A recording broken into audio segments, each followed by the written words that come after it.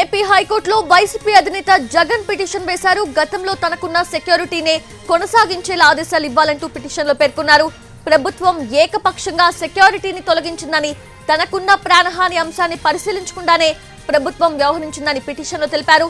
తనకు కేటాయించిన bullet proof వాహనం కూడా సరిగా లేదన్నారు వైసీపీ అధినేత జగన్.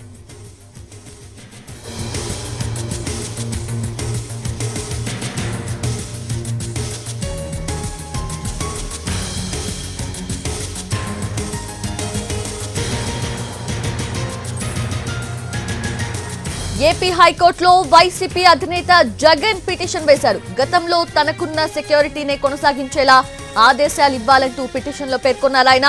ప్రభుత్వం ఏకపక్షంగా సెక్యూరిటీని తొలగించిందని, తనకున్న ప్రాణహాని అంశాన్ని పరిశీలించకుండానే ప్రభుత్వం వ్యవహరించిందని పిటిషన్లో తెలిపారు ఆయన. తనకు కేటాయించిన బుల్లెట్ ప్రూఫ్ వాహనం కూడా సరిగా లేదన్నారు వైసీపీ అధినేత జగన్. పూర్తి అప్డేట్స్ తెలుసుకుందాము. మా ప్రతినిధి శ్రీకాంత్ సిద్ధంగా ఉన్నారు. శ్రీకాంత్, ఏంటి పిటిషన్ లో గతంలో ఉన్న సెక్యూరిటీని కొనసాగించేలా ఆదేశాలు ఇవ్వాలంటూ పేర్కొన్నారు. సో అంటే అసలు మొత్తంగా ఏమేమి పిటిషన్ లో పేర్కొన్నారు? హెచ్పీ అధినేత మాజీ ముఖ్యమంత్రి వైఎస్ జగన్మోహన్ రెడ్డి ఏపీ హైకోర్టులో తన భద్రతకు సంబంధించి ఒక పిటిషన్ అయితే ఈ రోజున దాఖలు చేశారు. జూన్ 3వ తారీఖున తనకున్నటువంటి భద్రత ఏదైతే ఉందో దాన్ని కొనసాగించాలని కోరుతూ ఆయన పిటిషన్ లో అయితే చెప్పడం కూడా జరిగింది.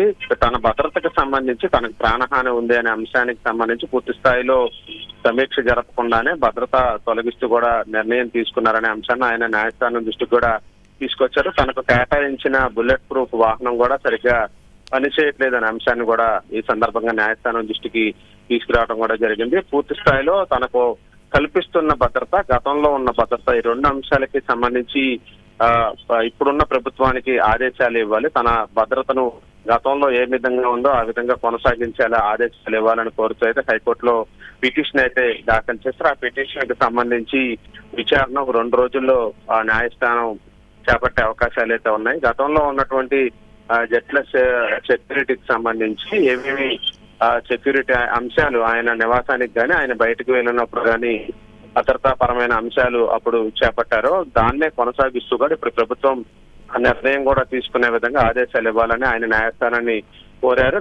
అదే విధంగా తనకు ప్రాణహాని ఉందనే అంశం మీద కూడా పూర్తి స్థాయిలో పరిశీలన ఏమీ జరపకుండానే సెక్యూరిటీ రివిజన్ కమిటీ అంశాల మేరకు ప్రస్తుతం భద్రత తగ్గించారనే అంశాన్ని న్యాయస్థానం దృష్టికి పిటిషన్ రూపంలో తీసుకెళ్లిన నేపథ్యంలో దీని మీద అయితే ఈ వారంలో హైకోర్టు అయితే విచారణ అయితే జరపబోతున్నాం. Srikanth, thanks for the updates.